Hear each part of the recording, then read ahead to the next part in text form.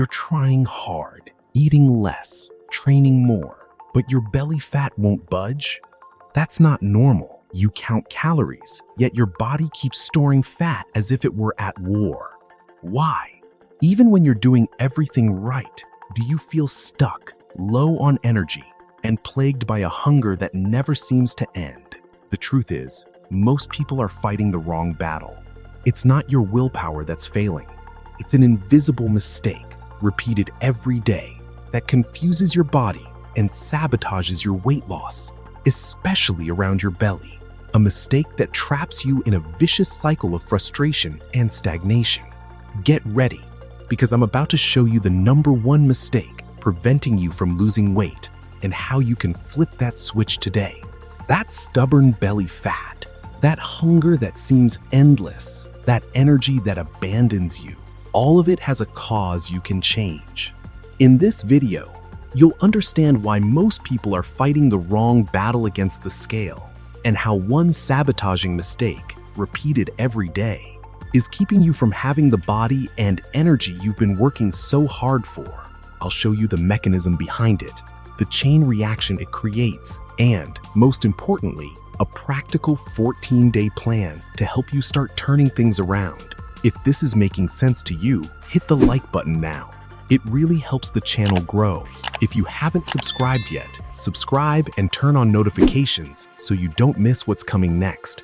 And tell me in the comments, have you ever felt like your body was sabotaging you, even though you were doing your best?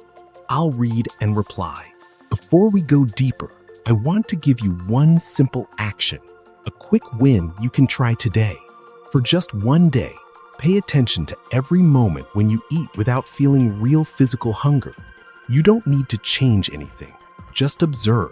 It could be that bite of a cookie out of boredom, the slice of cake sitting on the table at work, or the late-night snack just because it's time to eat. Just observe, without guilt and without judgment. That simple observation will already give you tremendous clarity about the signals your body is receiving. Have you ever found yourself in the kitchen at night after an exhausting day, opening the fridge without real hunger, but with that feeling that you need to eat something? Or worse, you ate and instead of feeling better, you felt guilty and bloated? That's real life for so many people. You try hard, cut carbs, fast, push yourself at the gym, but your belly doesn't get smaller. The scale frustrates you. You look in the mirror and don't recognize the body you see. It feels like no matter what you do, your body won't respond. And the worst part is that with every failed attempt, the feeling of "I can't do this" grows stronger, and peace with food gets further and further away. Doesn't this happen to so many of us? And this is where most people are asking the wrong question. You shouldn't be asking, "What should I cut from my diet?" Or, "What's the best workout to burn fat?" Those are the questions that keep you trapped in the cycle of frustration. The right question, the one that truly changes everything, is this: how is my body interpreting the signals I send it? It's not about fighting food. It's about understanding the language of your own body. It's not about more effort. It's about a system that works. Could it be that we've been looking at this problem from the wrong angle? Pay close attention to this part, because it changes the rest of the video. The central mechanism most people overlook is the disconnect between your brain and your body's hunger and fullness signals.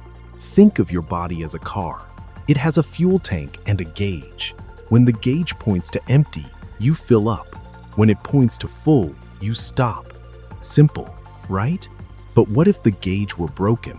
You would keep filling up without stopping, or you would stop even with an empty tank. That's exactly what happens to us. Your body sends hunger and fullness signals, but stress, lack of sleep, too many processed foods, and even the habit of eating by the clock instead of by need disrupt that communication. Your brain can no longer read the gauge efficiently. It loses the ability to identify real hunger and, most importantly, comfortable fullness. And the result? You eat more than you need, store fat, and live on a roller coaster of energy and mood. It's not a character flaw. It's a failure in internal communication. And here's the logical twist that most people miss. It's not that you need more willpower to resist food. Your body is receiving the wrong signals, making you feel hungrier than you need to be. You're not broken or weak. Your body is simply adapting to the environment you've created, an environment full of confusing signals. The uncontrollable hunger at night, the difficulty losing belly fat, the energy crash in the afternoon. None of that is a personal flaw. It's a symptom of an internal communication system that has become out of sync. You're fighting the symptoms when you should be correcting the root cause. It's not about eating less. It's about eating more intelligently and reconnecting with what your body truly needs. So, what's the key to turning this around? The key is reconnecting with your body's hunger and fullness signals. It's learning to listen to what your body is really telling you instead of following external rules or emotional impulses. It's like recalibrating your car's fuel gauge. When you begin paying attention and responding to internal signals, your body starts working in harmony again. You don't need more willpower. You need a system that works, and that system begins with actively listening to your own body. And what happens when you begin reconnecting those signals? When your brain and body start speaking the same language again, a cascade of positive effects begins, transforming your health from the inside out. First, your energy truly stabilizes. You'll no longer experience those sharp energy spikes and crashes throughout the day, the feeling that you need coffee every few hours, or the overwhelming sleepiness after eating. Your body learns to use energy more efficiently, burning fat for fuel, and you feel more alert, focused, and productive. Isn't it incredible how something so simple can change your entire day? Second, your hunger becomes more normal and predictable. That uncontrollable hunger, especially at night, that sends you to the fridge without thinking, drops dramatically. You begin to feel real hunger again, the kind that tells you your body needs real nutrients, not emotional hunger from boredom or habit. That means less internal struggle and more control over your food choices. Imagine the freedom of not being held hostage by hunger all the time. Third, your belly becomes less bloated and abdominal fat begins to decrease naturally.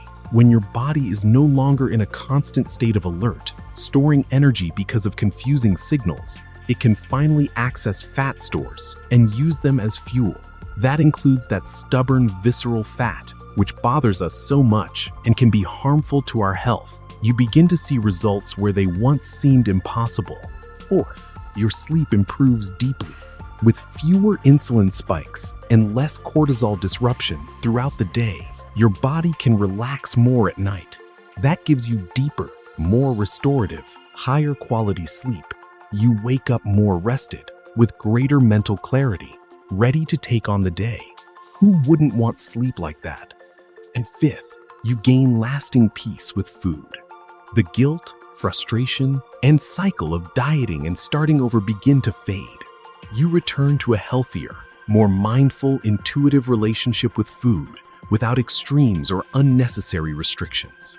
It's the freedom to eat without fear, knowing your body is back in control. That's the real key to metabolic health. Now, let's make this practical. Here is a simple 14-day plan for you to test and begin reconnecting with your body's signals. Remember, the goal isn't perfection. It's observation and consistency. During the first 7 days, your main focus is to eat only when you feel real physical hunger. That means ignoring emotional hunger, boredom hunger, habitual hunger, or hunger just because it's time to eat. And just as importantly, stop eating when you reach comfortable fullness, not the kind of fullness where you feel stuffed. Apply this at every meal and snack. Before eating, ask yourself, do I really feel hunger in my stomach, or is it something else? During the meal, ask yourself, am I satisfied, or do I need to eat more? There are no food restrictions here. but prioritize real food. The amount you eat will naturally be regulated by your hunger and fullness signals. Eat slowly, paying attention to flavors, textures, and most importantly, your body's signals. Turn off distractions like your phone and television. Write down in a notebook or on your phone, did I eat because of real hunger? And did I stop at comfortable fullness? Don't worry about whether the answer is yes or no. Just track it. From day 8 through day 14, continue following the principles from the first phase, but now add one adjustment. Prioritize protein and fiber sources in your main meals. Protein and fiber are your greatest allies for feeling full. Apply this to your 2 or 3 main meals of the day. Start with a serving of protein about the size of the palm of your hand and add a variety of vegetables. Stay mindful while you eat. Notice how including protein and fiber affects your hunger in the hours that follow. Do you notice that hunger takes longer to return? Keep tracking your hunger and fullness, but add one observation. Did hunger return later after meals with protein and fiber?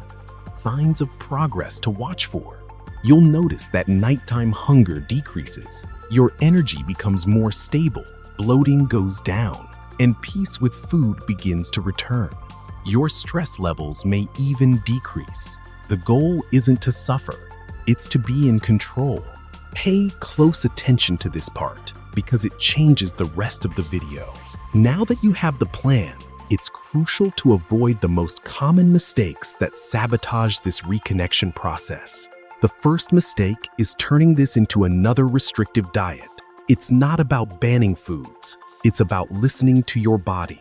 If you start feeling guilty for eating something forbidden, you're missing the main point. The goal is peace with food, not more guilt.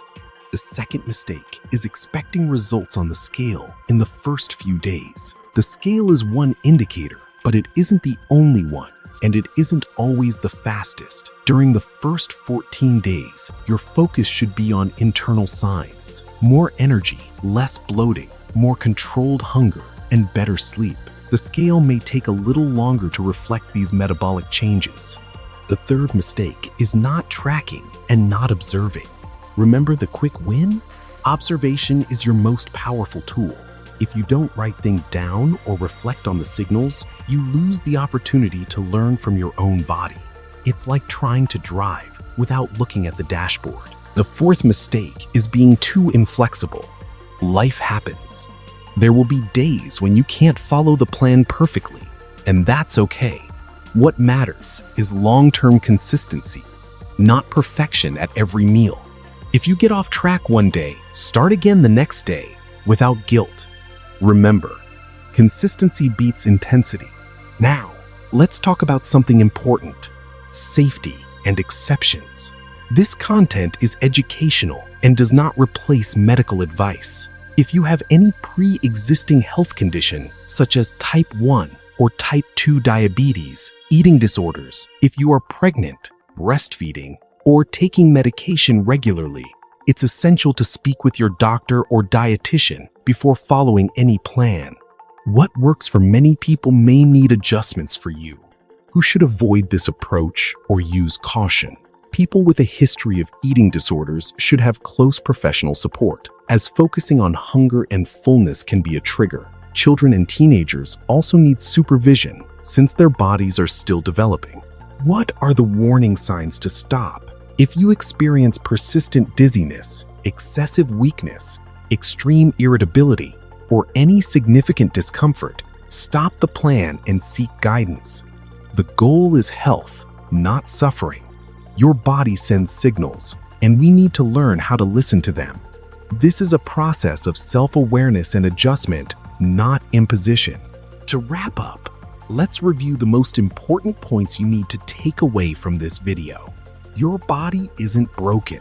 It's simply responding to the signals you send it, and the disconnect from hunger and fullness is the main thing sabotaging your weight loss. It's not about willpower. It's about a system. The mistake isn't what you eat, but how your body interprets the signals. Adjusting that communication is the key. Consistency beats intensity. Start with observation and the 14-day plan to reconnect with your body. Small changes create big transformations.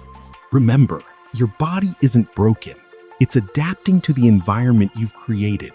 And the good news is that you have the power to change that environment. It's not about another miracle diet or an exhausting workout. It's about understanding your body's language, reconnecting with your internal signals, and building a system that works for you in your real life.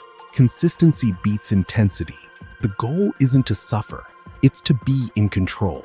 And that control begins with actively listening to your own body.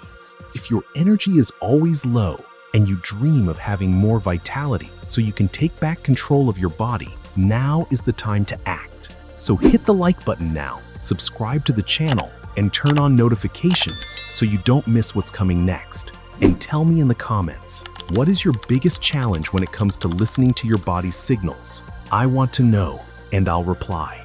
Remember, control is in your hands. Small changes create big transformations. Take care, and I'll see you in the next video. Until then.